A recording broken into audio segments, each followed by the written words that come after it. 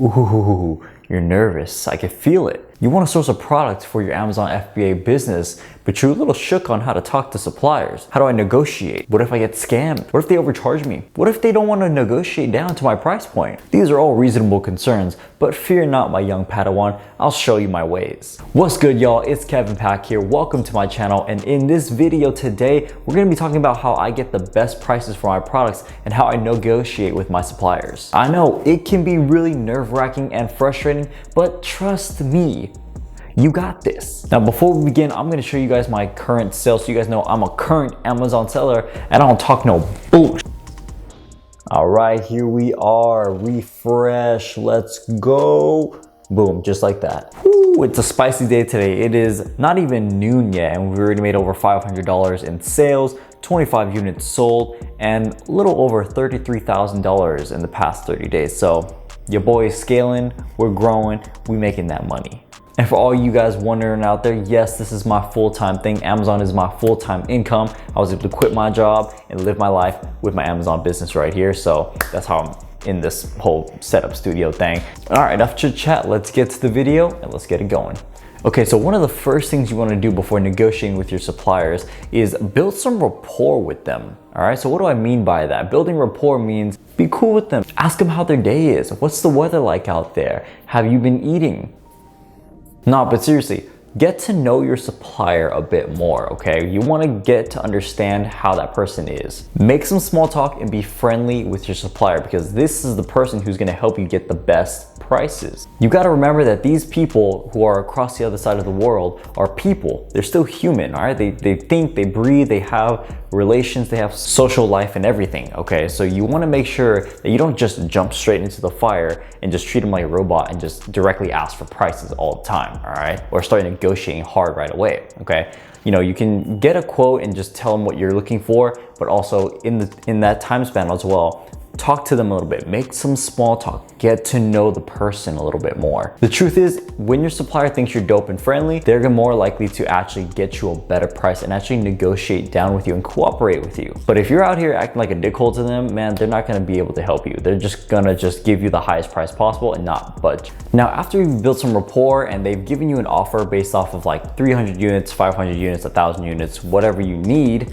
afterwards, you're going to narrow down all your suppliers. You know, so typically I like to go and talk to like 15 suppliers and then narrow it down to like 3, okay? I wanna narrow it down to the top 3 who gave me the best price, who are the best communication, and also who are the most cooperative as well. If they can work with my ways to differentiate or anything, that's super, super important. And if they're quick responding, that's also really, really important. So narrow it down to those 3 is what I usually do. Now, before you negotiate with what they're offering, order samples for them first. A stock sample is completely fine. And I know you're wondering, Kev, why don't I just start negotiating the price between all 3 of them first and then order a sample from which one I like? The thing is, when you do that, I've already tried this, man. I've been here, I've already been in your shoes, all right? I'm telling you this. When you show them screenshots from other suppliers, they're gonna be like, oh dear, but their quality is not as nice as ours. Ours is the best, most elegant, high class quality, okay? So they're gonna start shaming the other supplier and saying that their quality isn't that good. But if you get samples from all 3 of them and say like, look, they are all the same and they're offering me a lower price, so what can you offer that's gonna be better than them so that we can work together? You can even send them a picture comparing all 3 of them, and if they actually do look the same or they feel the same, they have the same quality, then you could really use that to your advantage and negotiate with your supplier because they're all gonna come out with different price points. So one supplier might be like 10, the other might be like 11, the other might be like 9. So then you take all of those and you start negotiating between all 3 of them. Hey, my supplier right here offering me $9, but theirs is the same exact yours, but you're offering me 11. So what can you do? Can you offer me a better price? If they can,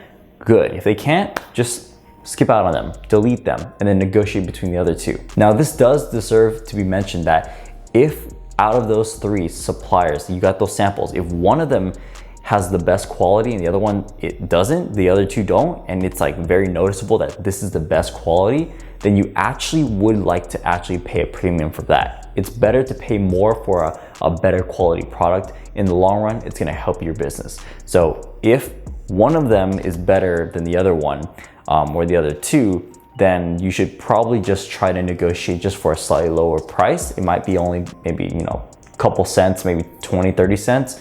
But it's better to pay more for quality, and that's what I teach my students. Keep in mind as well, you don't want to lowball your suppliers, okay? They need to make a profit too, so you got to be reasonable. If they're offering $10, don't try to lowball them with like $4. That's just insulting, okay? Work around the perimeters a little bit. Maybe $1 to $2 is like the best you can get out of a negotiation. It is possible to get more, but you got to be like very, very firm with your foot, okay? Very, very firm.